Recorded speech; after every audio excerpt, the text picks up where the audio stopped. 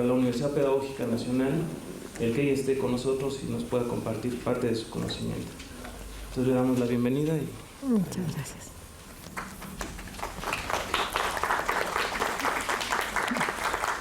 No, pues el privilegio también es mío, es mutuo de encontrarnos para esta plática que vamos a compartir. Muchas gracias por la invitación de sus autoridades y muchas gracias de antemano por la presencia de este auditorio. El tema del que les voy a hablar es relacionado con una parte de la filosofía que es la ética y referente a un autor que se llama Emmanuel Levinas. Es un autor pues contemporáneo porque murió en 1995, o sea, no hace mucho tiempo.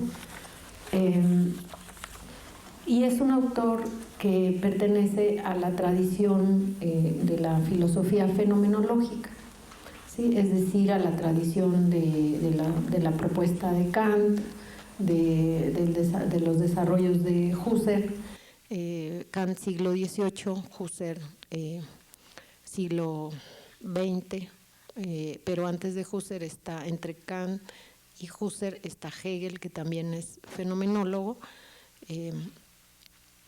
Y luego, bueno, Levinas fue discípulo de Husserl y también conoció el trabajo de Heidegger, que es otro fenomenólogo importante, muy importante. ¿Sí? Entonces, bueno, es para ubicarlo a él en su, digamos, primero en su disciplina, que es la filosofía, luego en la rama que es la fenomenología, y luego en la época que le corresponde vivir. Él estuvo en un campo de concentración, fue usado como traductor, por eso se salvó. Pero bueno, él ya llegó a Francia, radicó ahí, escribió, pues toda su obra está en francés. Hay algunos trabajos de él traducidos, bastantes. Bueno, esto es para que lo ubiquen. Ahora, voy a dar lectura a este escrito que traigo, pero si, digamos, voy a ir hablando. Este escrito es básicamente en términos de cómo va siendo importante la mención de el otro, o sea, como problema filosófico se ha visto básicamente al sujeto, al yo, ¿sí? Como el centro del problema, ¿no? Se le llama ontología a esto, ¿no? El estudio del ser. Y hay un devenir ahí donde primero digamos, se insiste en el sujeto y luego se empieza a hablar de esa alteridad o de ese otro, ¿no? O sea, si nosotros en este devenir quisiéramos ubicar a la obra de Levinas, entonces tendríamos que ubicarla en esta preocupación o en esta ocupación en el problema de la alteridad. O sea, él cuestiona este énfasis en el sujeto, el cuidado de sí mismo, el sujeto universal, el sujeto trascendental, el yo, o sea, toda esta insistencia, ¿no? Y la cuestiona porque dice ya es momento de mirar hacia la alteridad, o sea, hacia el otro. Ya no podemos seguir hablando de un sujeto autorreferencial, o sea, un sujeto absoluto, ¿no? Como somos seres racionales, ¿no? Así en lo general, sino un sujeto que se constituye, que existe, ¿sí? Que está en el mundo, pero con un otro, siempre con un otro, con los demás, ¿sí? Con ese prójimo, con ese próximo y ese semejante, pero a la vez diferente, ¿sí? Entonces ese es su por decir, el núcleo de su propuesta, ¿no? Entonces, bueno, les voy a leer el trabajo, digamos, esta presentación, y luego me interesa mucho escuchar sus comentarios, ¿sí? Bueno, entonces, la primera parte es Levinas en el devenir de la fenomenología. ¿Sí? La obra de Manuel Levinas es notable y digna de difundirse porque él hace una propuesta que cuestiona a la tradición filosófica basada en la reflexión del sujeto, considerándolo principalmente como un ser que es capaz de conocer, es decir, de dar cuenta de sí mismo y del mundo. ¿Sí? Las filosofías a las que nos referimos son el racionalismo de René Descartes, del siglo XVII, y la fenomenología de Manuel Kant, del siglo XVIII. En ambos autores, el sujeto es concebido a partir de su capacidad de elaborar abstracciones o representaciones del mundo, en las cuales tiene como objetivo explicar las causas y los efectos de los acontecimientos. Asimismo, encontramos en Descartes y Kant una preocupación por determinar los atributos mediante los cuales el sujeto se conoce y conoce. Tanto uno como el otro señalan que la razón nos permite formar ideas a partir de las percepciones. Estas ideas reducen la diversidad del mundo sensible y son la base para la elaboración de clasificaciones que nos facilitan el reconocimiento y el manejo del mundo.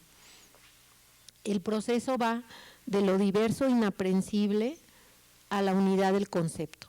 O sea, estos autores, tanto Kant como Descartes, definen al sujeto como en su capacidad de conocer. O sea, somos sujetos en tanto que somos capaces de conocer al mundo, o sea, de dar cuenta de las cosas y del mundo, ¿sí? ¿Cómo hacemos para conocer? ¿Sí? ¿A través de qué podemos conocer? Y entonces eso se lo preguntan ellos y ellos plantean que es a través de la razón, ¿sí? Y a través del pensamiento. Y que el pensamiento lo que hace es una transformación de la diversidad del mundo sensible, ¿sí? Porque el mundo sensible es diverso, ¿sí? A la unidad de los conceptos, de las ideas, ¿sí? O sea, hay infinidad de árboles, pero todos ellos pertenecen a la ciencia de la botánica, ¿no? Y la botánica los clasifica, ¿sí? Aunque sean diferentes, hay grupos, ¿sí? De los árboles que tienen tales características o que tienen, digamos, de tamaño, de forma, etcétera. Y entonces eso es lo que hace el pensamiento, ¿sí? El primer momento del conocimiento es el contacto sensible, ¿sí? Pero ante el contacto sensible está la diversidad y después de la diversidad se empieza a hacer un proceso de, digamos, de clasificación de esas diversidades para poder elaborar conceptos, elaborar ideas, ¿sí? Esta operación de unificar para hacer familiar lo desconocido se aplica también al sujeto y se formulan definiciones universales para incluir a todos los seres humanos sin distinción. Así lo diverso se hace unívoco, ¿sí? Lo variado se hace lo mismo y lo extraño se hace familiar. ¿Sí? A finales del siglo XVIII y principios del XIX se presenta un desarrollo de la fenomenología kantiana en la cual ya no es un sujeto aislado el que se piensa y piensa al mundo, sino que basándose en la propuesta del mundo como representación y no como una copia de lo real sensible, abre la posibilidad de la consideración del otro, de ese referente que es necesario para saber hasta dónde llega nuestra propia reflexión, nuestra mirada del entorno. O sea, aquí la fenomenología tiene como base la idea de que al momento de conocer al mundo, nosotros elaboramos una representación de ese mundo, ¿sí? O sea, la idea, la imagen es una representación del mundo, de la cosa del mundo sensible, ¿sí? Y como tal puede, digamos, aun cuando está tratando de unificar en los conceptos y en las ideas esa diversidad del mundo sensible, no elimina del todo la diversidad, porque lo que yo veo de una cosa es diferente a lo que ve el maestro y a lo que vemos cada uno de nosotros que estamos aquí.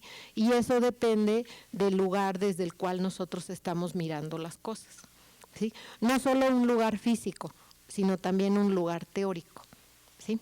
Entonces, un empirista ve ciertas cosas, un cognoscitivista ve otras, un psicoanalista ve otras cosas, ¿sí? Puede ser el mismo objeto, pero visto desde diferentes lugares, ¿sí? Lugares entendidos virtualmente como lo sería una teoría, ¿sí? O sea, una teoría es un lugar desde el cual yo veo algo, ¿sí? O me lo represento, ¿sí? Entonces, dice, si el conocimiento es una representación, entonces cada sujeto ha de ver las cosas según su posición, ¿sí? De este modo se acepta la relatividad y con ello se abre la puerta a la alteridad, a la diferencia en las visiones de la realidad y de uno mismo, lo que uno puede ver de uno mismo y lo que uno puede ver del mundo y de los demás, ¿sí?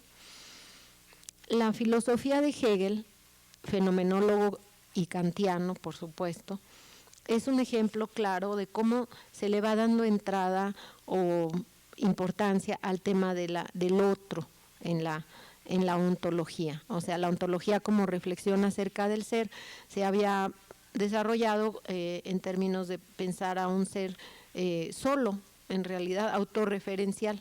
Sin nada más decir, ese ser es racional y a través de la razón puede conocer.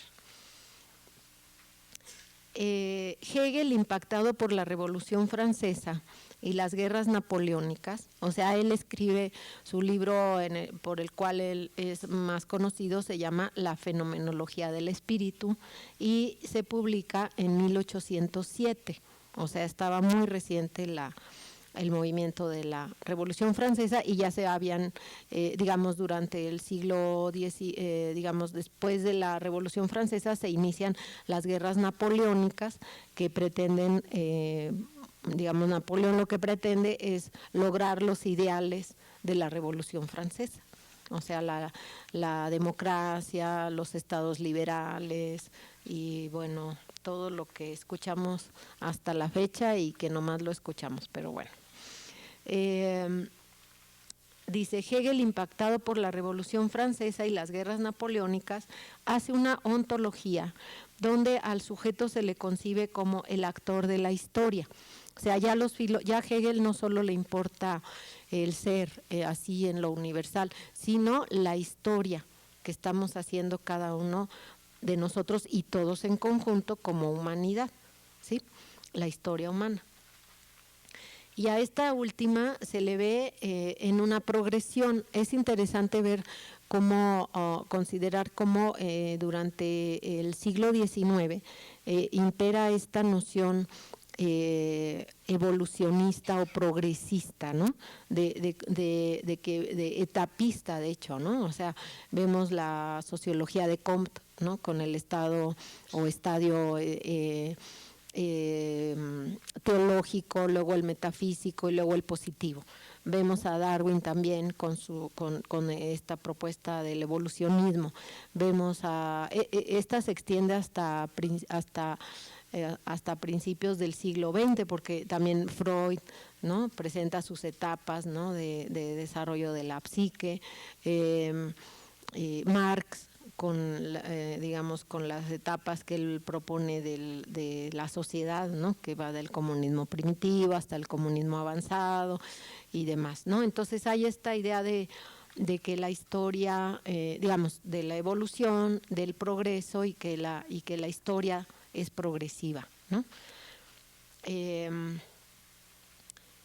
Un aspecto más del pensamiento hegeliano es la incorporación de la alteridad, como ya habíamos dicho, en la explicación del ser, lo cual contrasta con las propuestas cartesiana y kantiana, en las cuales el sujeto es autorreferencial, o sea, no hay un otro que sea necesario en la escena, pues, para que el ser se realice y para que el ser incluso se conozca a sí mismo, ¿no?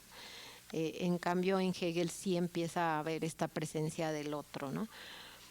Para explicar la historicidad del ser y la referencia al otro, Hegel ofrece 2 secuencias. La primera es la conciencia, la autoconciencia y el saber absoluto, ¿sí? O sea, él plantea, bueno, se conoce por esto de la propuesta dialéctica, ¿no? La dialéctica hegeliana, pero tiene dos secuencias, ¿no? Una es conciencia, autoconciencia y saber absoluto, ¿sí? Dice, en estas etapas, ahorita les digo la otra, en estas etapas se señala que la conciencia equivale al régimen monárquico, ¿sí? No es la conciencia como se llega a conocer por otros autores. Dice, equivale al régimen monárquico en el cual la única visión de las cosas que es válida, que es existente y que es, digamos, tal como son las cosas, es como lo dice el rey. O sea, ¿por qué es malo esto? ¿Por qué? Porque lo dice el rey, ¿sí? Y no hay cuestionamiento y no hay otra manera de ver las cosas. Es la única manera, ¿sí? Y esta conciencia, como le llama Hegel, se resume en una frase simple, ¿no? Las cosas son así, punto, ¿sí? En cuanto al segundo movimiento, que es la autoconciencia, ¿sí? Ella alude al movimiento de la Revolución Francesa, ¿sí? Donde hace crisis esta palabra única del rey, ¿no? Y en donde llega el pueblo a Versalles y le dice al rey, pues sabes qué, las cosas no son así como tú dices, ¿no? O sea, la vida no es así de bonita como tú la vives, ¿sí? Aquí estamos nosotros muertos de hambre, viviendo en la miseria y te lo venimos a recordar, ¿no? Entonces, esa sería la autoconciencia, ¿sí? Dice, en la autoconciencia se confrontan las visiones del rey y la visión del pueblo, ya no se sostiene la mirada absolutista, ¿sí? Sino que ésta se convierte en una versión de la realidad, ¿sí? Más no la realidad misma. Sí, tampoco vamos a decir que no existe el modo de vivir de estas personas privilegiadas. Sí existe, claro que existe, pero no es, digamos, no es el modo en que vive todo mundo, ¿no? No es el modo en que se describe, digamos, la manera de estar en el mundo de toda la gente, ¿no? Entonces dice, esta etapa se resume en la frase, las cosas son así para mí. Sí, al primero era, las cosas son así y punto. No hay entrada a que alguien piense que sean diferentes, ¿no? Las cosas son así. La autoconciencia es darte cuenta de que el modo como tú ves las cosas es relativo. O sea, las cosas son así para mí, pero para ti como son, y para ti, y para ti, y para ti. O sea, cada uno de nosotros estamos viendo las cosas de una manera diferente, ¿sí? Entonces ya no son las cosas así, sino así son para mí, ¿sí? Entonces esa es la autoconciencia, o sea, la conciencia de que mi saber es relativo, ¿sí? Posteriormente el saber absoluto, que aparece como esa elaboración que incluye a todas las versiones posibles de la realidad, dadas desde diferentes lugares, por parte de los que constituyen la sociedad. O sea, el saber absoluto sería la síntesis de todas las maneras de ver las cosas según el lugar en el que estemos, ¿sí? Ahora, él caracteriza el saber absoluto, dice que es el Estado-nación, o sea, el Estado-nación que quiere instituir Napoleón en toda Europa, ¿sí? En donde haya leyes, en donde haya constituciones, en donde la gente pueda elegir a sus gobernantes y ya no sea por herencia como era en la monarquía, ¿sí? Ya no sea la liga esta de sangre, sino que sean los gobernados los que puedan elegir a sus gobernantes. O sea, todos estos cambios empiezan a generar lo que se va a entender como Estado-nación, ¿sí? Y eso para Hegel sería el saber absoluto, o sea, todos van a tener una función, todos vamos a tener una función en la sociedad y desde donde estemos vamos a tener una versión de la realidad, ¿sí? El segundo esquema de Hegel es el que ya seguramente lo han escuchado también, el de tesis, antítesis y síntesis. Sí, a veces nos dicen, bueno, cuando nos llegan a hablar de Hegel nos dicen la dialéctica hegeliana que consiste en la tesis, la antítesis y la síntesis, ¿sí? Bueno, en este esquema Hegel pretende caracterizar al pensamiento dialéctico que asume la diferencia, ¿sí? Pero como una vía para llegar a la conciliación de las contradicciones. O sea, Hegel incluye en esto de la tesis, la antítesis, la contradicción, o sea, la tesis es una afirmación, ¿sí? La antítesis es una afirmación que contradice a esa tesis, ¿sí? No necesariamente es el opuesto, ¿sí? O sea, podemos empezar a discutir cualquiera de ustedes y yo, o entre ustedes, y entonces alguien afirma algo y alguien otro afirma una cosa diferente, ¿sí? Esa sería la antítesis, ¿sí? O sea, la otra manera de ver las cosas, ¿sí? Pero en la discusión según Hegel, la dialéctica pretendería llegar a la síntesis, no quedarse en la contradicción, sino conciliar las contradicciones, ¿sí? Entonces, por eso esa es digamos, es la propuesta de la dialéctica hegeliana, la tesis, la antítesis y la síntesis, ¿sí?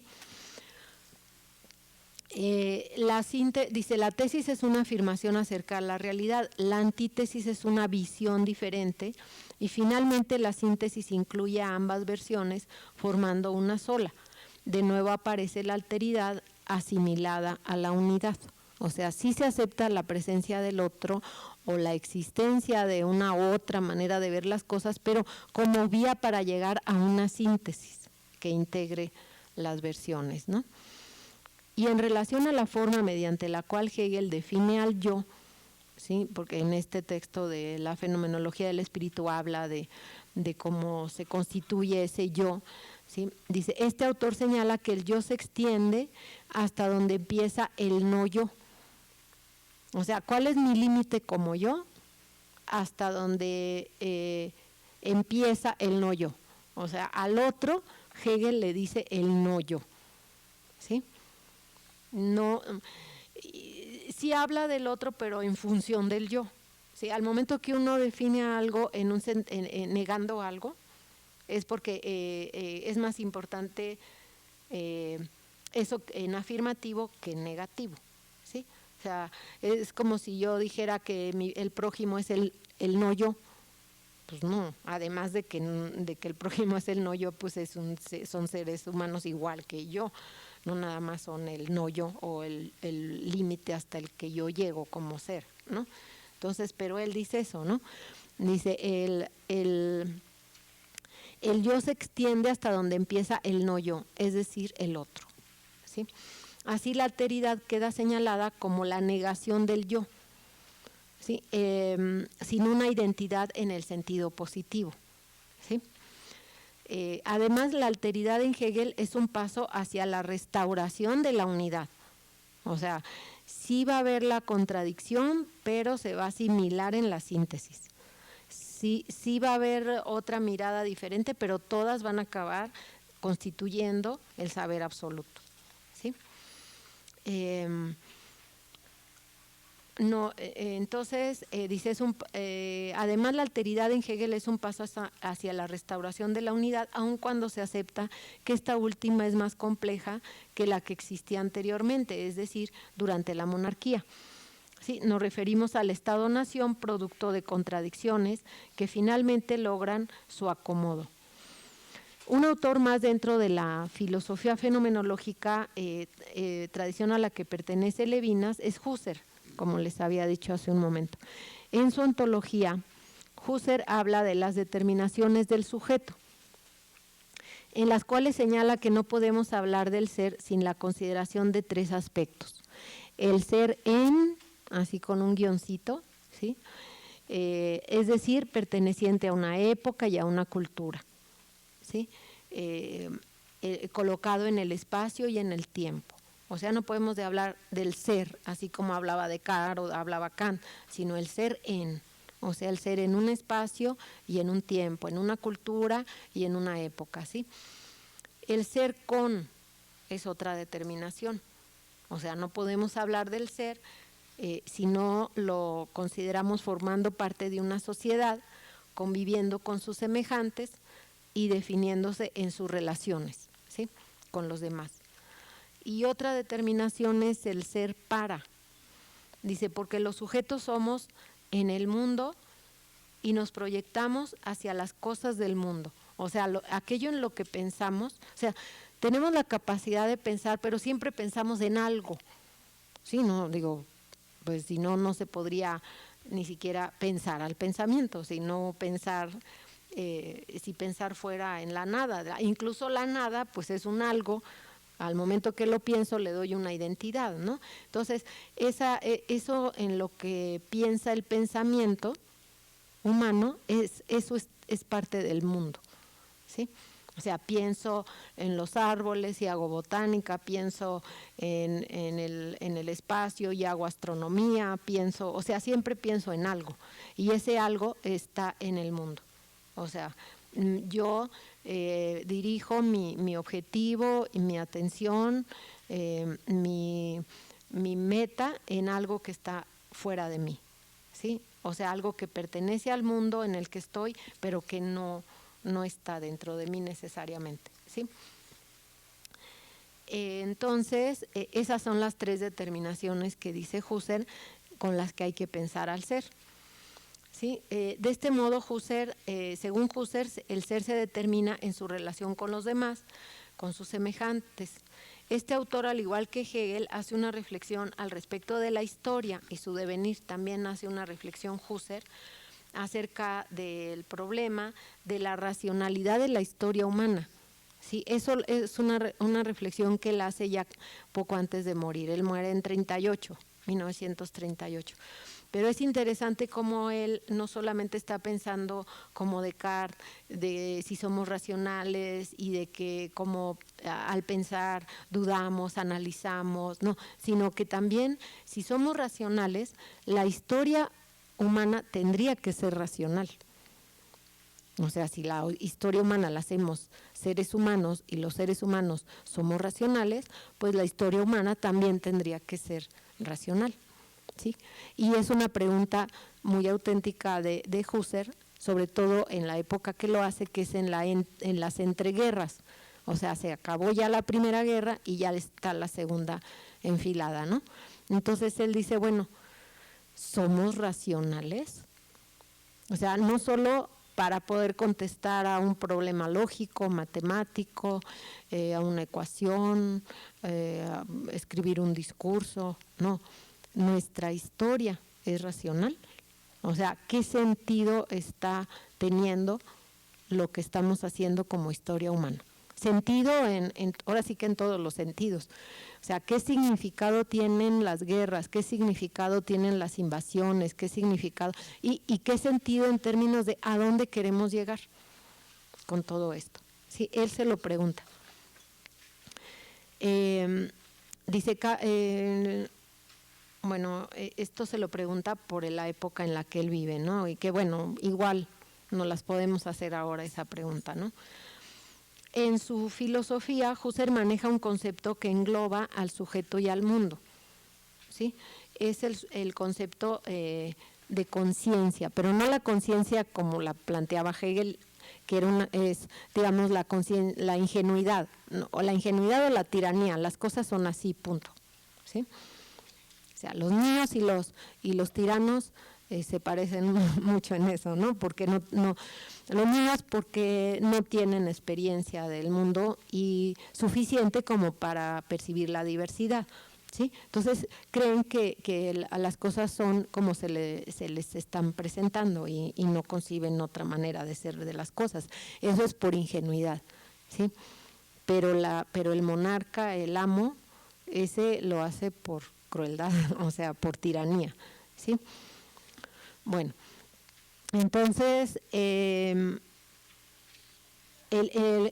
la filosofía de Husserl la conciencia es un concepto que incluye al sujeto y al objeto de conocimiento, ¿sí? Es otra noción de conciencia. Sí, también eso es importante, que uno ubique los conceptos de acuerdo a los autores y no los maneje indistintamente, ¿no? Porque si no, no entiende uno. Dice, esta no se entiende en el sentido de Hegel, sino más bien es el equivalente del saber absoluto hegeliano, ¿sí? Pues en el marco de la epistemología se plantea que el sujeto es para el objeto y el objeto es para el sujeto. O sea, aquí Husserl dice, vamos a acabar con el solipsismo kantiano, o sea, ese sujeto solito que ve al mundo y que se pregunta sobre el mundo y también sobre sí mismo, pero como ser racional y ser que puede conocer al mundo y hasta ahí, ¿no? En cambio acá con Husserl es ese sujeto que dice, yo voy a conocer a este objeto, pero y lo voy digamos, y voy a hablar acerca de él, pero él también me va a afectar a mí. O sea, por ejemplo, no sé ustedes si son, digamos, que pedagogos, psicólogos, psicólogas, no sé qué profesión estén estudiando, pero finalmente su objeto de estudio, ustedes lo eligen como sujetos, pero a la vez ese objeto de estudio los hace a ustedes sujetos, ¿sí? O sea, los hace psicólogos, los hace pedagogos, o bueno, dependiendo al arquitecto, digamos, su objeto de estudio, ¿sí? Lo hace arquitecto a él también, ¿sí? Al médico, su objeto de estudio lo hace médico, o sea, la práctica, el ejercicio del conocimiento de ese objeto nos transforma. ¿Qué quiere decir eso? Que ya vamos a ver al mundo como psicólogas, como psicólogos, como pedagogos, como pedagogas, como arquitectos. O sea, un arquitecto ve al mundo muy diferente a como lo ve un psicólogo. Por ejemplo, esto del debate, ¿no? O sea, ¿qué vimos del debate? Claro, hay cosas así en lo general, pero hay muchas cosas que un psicólogo, una psicóloga pudo haber visto y que un politólogo, un sociólogo no lo notó, ¿sí? Y viceversa. Digo, hay cosas que un psicólogo dejó pasar y que una politóloga sí le puso ahí el acento al asunto. Entonces, ¿esto qué quiere decir? El objeto de estudio nos hace sujetos también, ¿sí? Entonces ahí esa es la conciencia para Husserl, o sea, la conciencia no incluye al sujeto y al objeto, ¿sí? Dice, con respecto, eso es a la epistemología, y con respecto a la ontología, el ser es en el mundo y con los demás. Nada está fuera de la conciencia, ella lo incluye todo, la diversidad es cobijada por esa conciencia, o sea, por más diferentes que seamos, todos pertenecemos y estamos dentro o incluidos en la conciencia, ¿sí? Bueno, no obstante las semejanzas con Hegel, Husserl tiene una propuesta más avanzada con respecto a la alteridad, pues además de que hace explícito el valor referencial del otro para el sujeto, propone movimientos de aproximación del sujeto hacia el otro, como ponerse en su lugar para tratar de comprender en su conciencia la visión que la alteridad tiene del mundo. O sea, Husserl también tiene otra propuesta, aparte de las que les he dicho. Él dice ponerse en el lugar del otro, ¿sí? O sea, al desarrollar esto del ser con el otro, dice, debemos de ser capaces de ponernos en el lugar del otro. O sea, porque desde nuestro lugar estamos viendo la realidad de un modo, ¿sí? Y así la comprendemos. Pero si no somos capaces de movernos de ese lugar, ¿sí? Y colocarnos en el lugar del otro, ¿sí? No vamos a comprender al otro en nuestra conciencia. Entonces, eso es hacer el intento, el esfuerzo de ponerse en el lugar del otro, porque es la única manera de poder comprender al otro en mi conciencia. O sea, me gusta esta música, le voy a poner bien fuerte porque me gusta y la quiero oír así a todo volumen, sí, pero te has puesto a pensar que al vecino no le gusta tu música, o puede no gustarle, o puede estar dormido, o pudo haber trabajado toda la noche y de día está dormido, o qué sé yo, o está estudiando, o está haciendo un trabajo de concentración y tu música no lo deja, ¿sí? Entonces eso es comprender y eso es tener conciencia, ¿sí? O sea, incluir al otro en tu visión, o en tu visión del mundo y en lo que tú estás haciendo, ¿sí?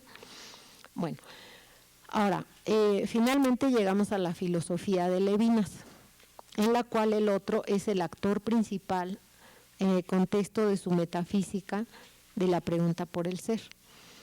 Para Levinas, la parte más importante de las determinaciones señaladas por Husserl es la que menciona su vida en sociedad, ¿sí? Sus relaciones con los demás. El ser con de Husserl es el eje de la filosofía de Levinas, y en esa medida él dice que no hace ontología, porque esto sería continuar con la insistencia en la importancia del ser, del sujeto, sino más bien él hace metafísica, pues su propuesta va en el sentido de poner atención al otro, a la alteridad, a la diferencia. O sea, Levinas dice que la manera de trascender del ser es en su relación con el otro, ¿sí? Trascender al ser, trascender al yo es en mi relación con el otro. No que a mí me hagan un himno, me pongan una escultura o me pongan cuando cada vez que se recuerde mi muerte me pongan una corona en mi escultura. No, eso no es trascender para Levinas, sino trascender al yo es ver por el otro, ¿sí? Salir de mí para ir hacia el otro, ¿sí? La filosofía de Levinas es una filosofía de la alteridad.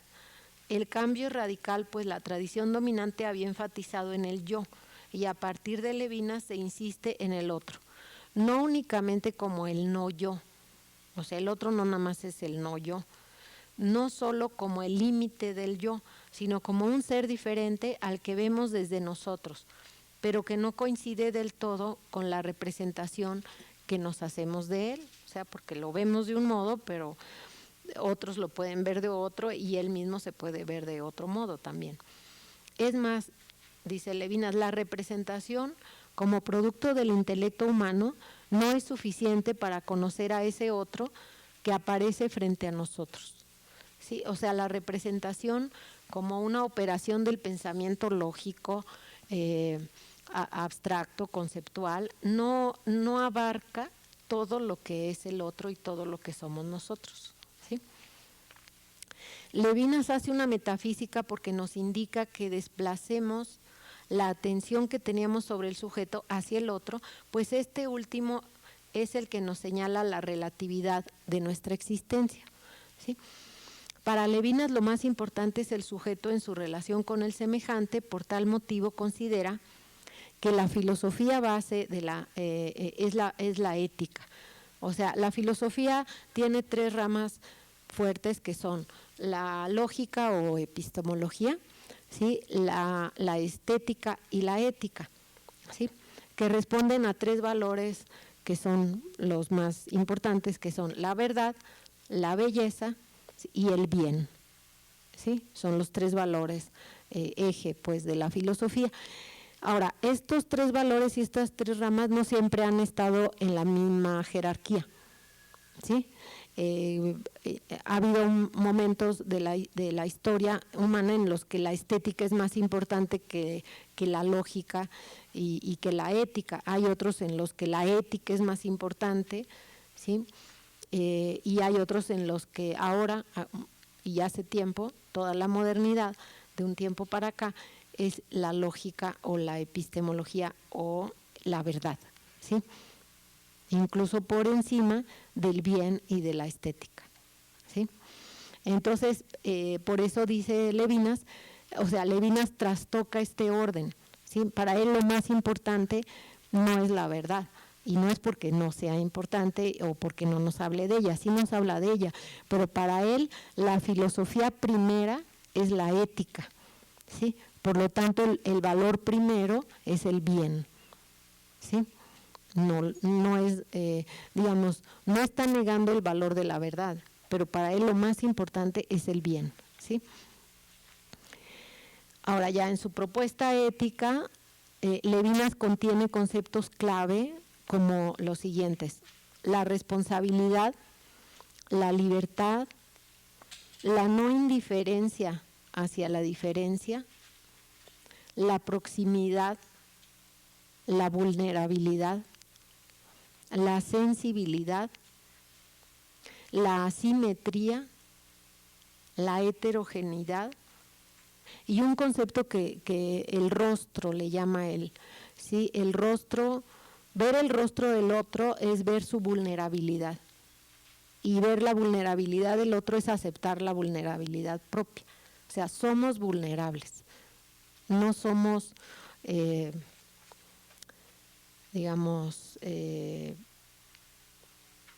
personas o seres que podemos con todo y que sabemos todo y que somos omnipotentes y omnipresentes, no, y que nadie nos puede hacer daño. No, al contrario, es muy fácil, ¿sí? Experimentar el dolor, así como de fácil es experimentar el placer, ¿sí? Las dos cosas van una con la otra, ¿sí? En cuanto a la responsabilidad, nuestro autor la considera el eje de la relación con el otro. Somos responsables del otro, dice él, porque lo que este demanda de nosotros no se lo puede dar nadie más. O sea, andar por el mundo pensando y viendo al otro como un alguien que espera algo de nosotros y que nos pide algo, nos demanda algo que nadie le va a poder dar más que nosotros, ¿sí? En nuestra singularidad de cada uno de nosotros, ¿sí? Lo que le podemos dar al otro, nadie se lo puede dar más que nosotros, ¿sí? La responsabilidad, dice él, antecede a la libertad porque no elegimos ser responsables, sino que ya desde el momento en que somos, ya somos responsables, ¿sí? Uno del otro. O sea, entre nosotros somos responsables uno del otro, ¿sí? Al responsabilizarnos por el semejante, asumimos nuestra asimetría con respecto a él. Esto es muy interesante porque tenemos una idea muy mercantil o muy materialista de lo que es, por ejemplo, la justicia, ¿no? O la generosidad o el darle al otro, ¿no? En el sentido de bueno, le voy a dar en la medida que él me dé, ¿no? Siempre andamos así con la libretita al lado y el lapicito apuntando, le di tal cosa, pues entonces él me tiene que dar tal otra, ¿no? Y si no, pues ya hay una, digamos, un desnivel, un desbalance y no nos va a gustar eso. No, pero Levinas propone algo muy, muy diferente. Él dice, yo tengo que salir andar por el mundo pensando que yo soy responsable por el otro, ¿sí? Y que yo le voy a dar al otro, ¿sí? Y no voy a estar pensando o esperando que el otro me dé en la misma medida, ¿sí? O sea, yo le voy a dar al otro y si el otro me da o no me da, es su problema. O sea, pero yo tengo la responsabilidad de dar y de hacerme cargo de ese otro, ¿sí?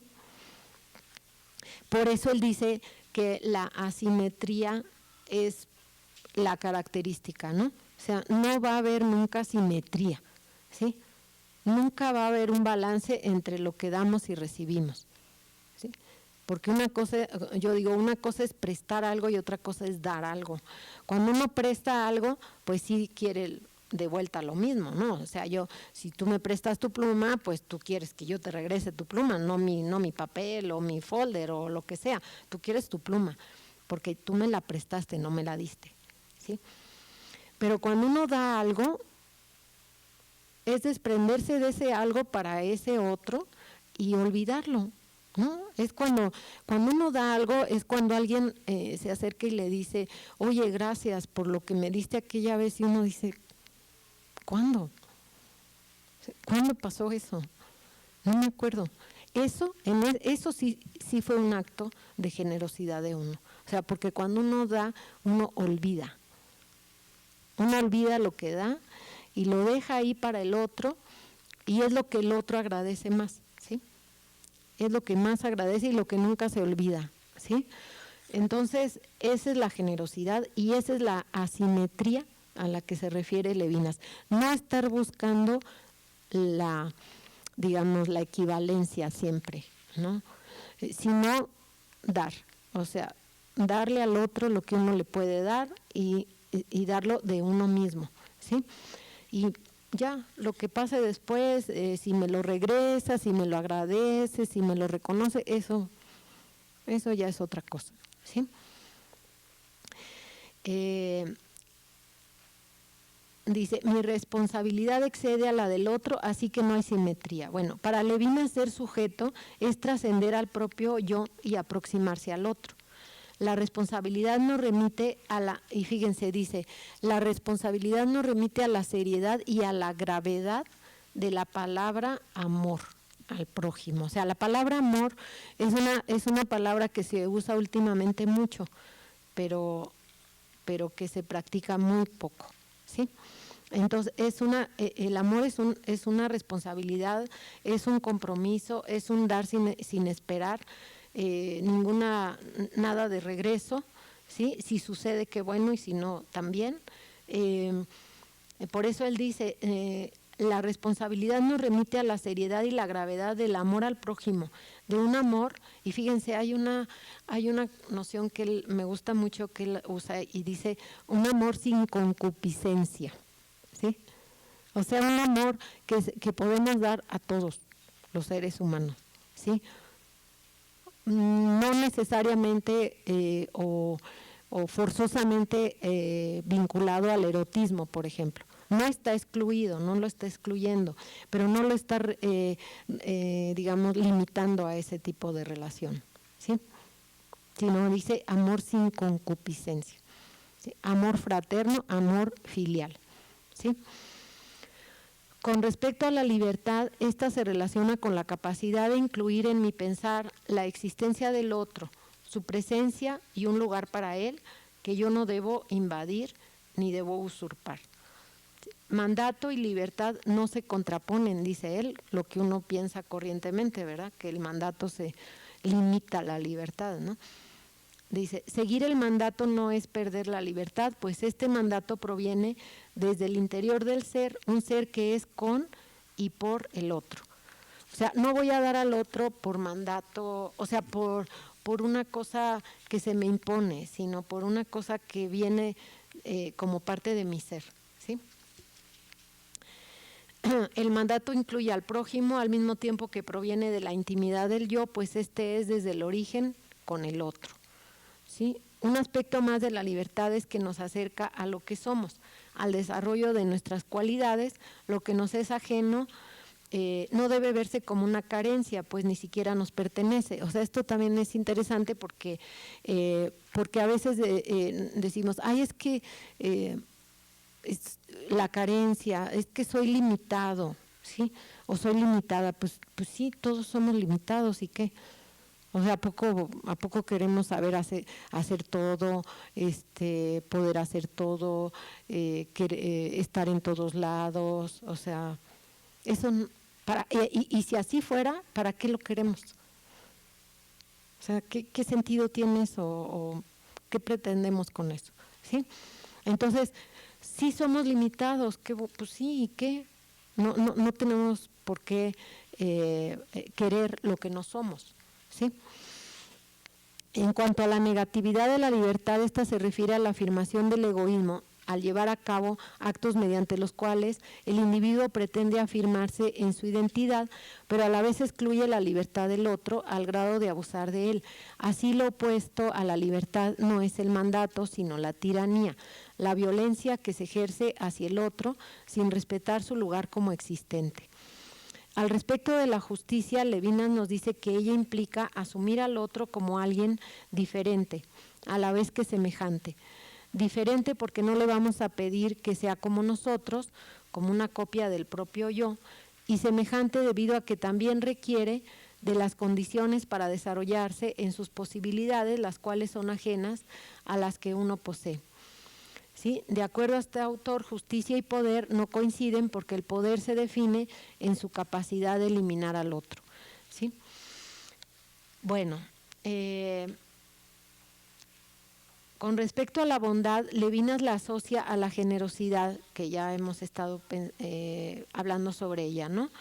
El acto bondadoso es un inicio sin regreso, es dirigirse al otro sin buscar recompensa, ¿sí? Los efectos de la bondad, dice, no necesariamente se ven de manera inmediata, sino que a veces suceden aún ya no estando nosotros, ¿no? La bondad nos proyecta al futuro porque tiene efectos que pueden presentarse aun cuando nosotros ya no estemos, ¿no? Entonces, en contraste con el pensamiento de Heidegger que dice ser para la muerte, Levinas dice ser para después de la muerte. O sea, aquí lo importante no es que yo voy a morir, ¿no? Así, yo voy a morir y ya se acabó el mundo. Pues no, se acabó mi mundo, pero el mundo no se acabó, ¿sí? Sino, ¿qué voy a dejar para después de mi muerte? ¿O qué mundo voy a dejar cuando yo muera? ¿Sí? Para los que vienen después, porque yo no voy a ser el fin del mundo, ¿sí? Aunque estemos en 2012 y se piense a veces lo contrario, pero bueno.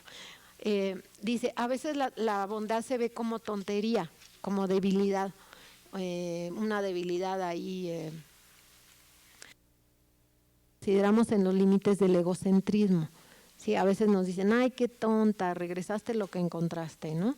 Pues eso no es tontería, ¿sí? Eso es bondad, ¿sí?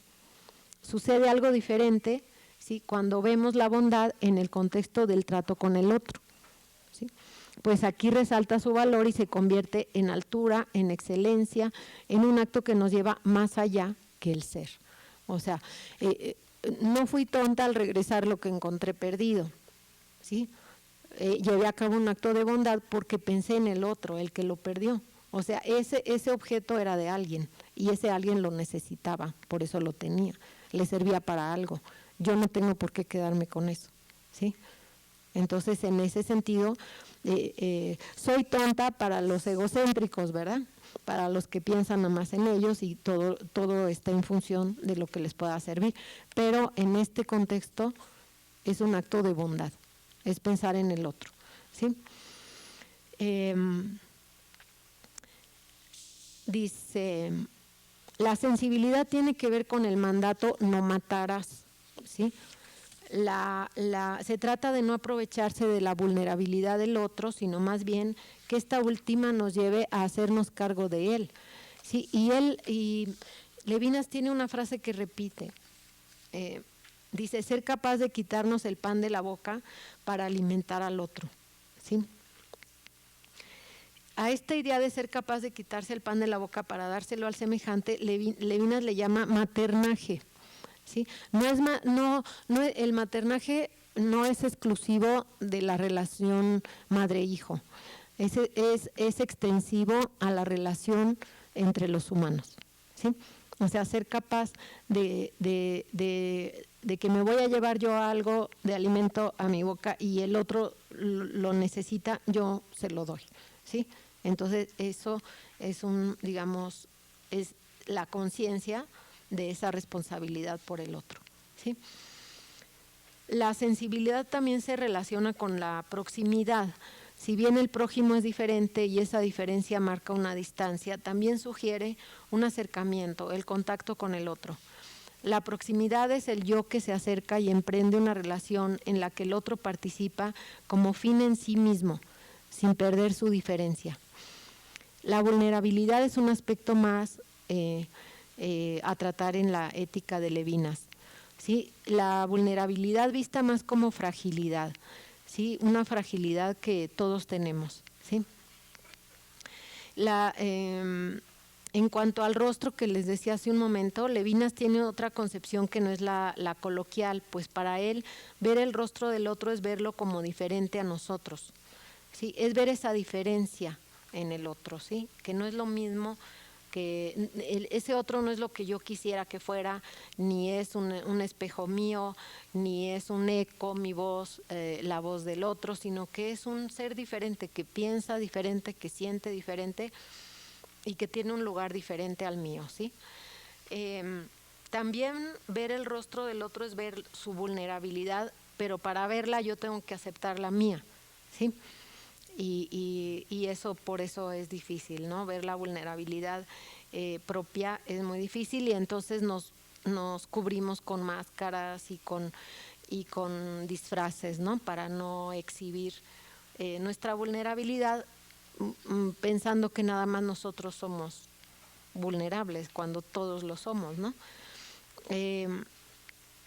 Finalmente, después de este breve recorrido, lo que podemos retomar, bueno, que ya no fue tan breve, ¿verdad? Pero bueno, es lo que nos inició en este trabajo, a saber, las diferencias entre Levinas y sus antecesores filósofos, o sea, los filósofos que le antecedieron y que pensaron al ser.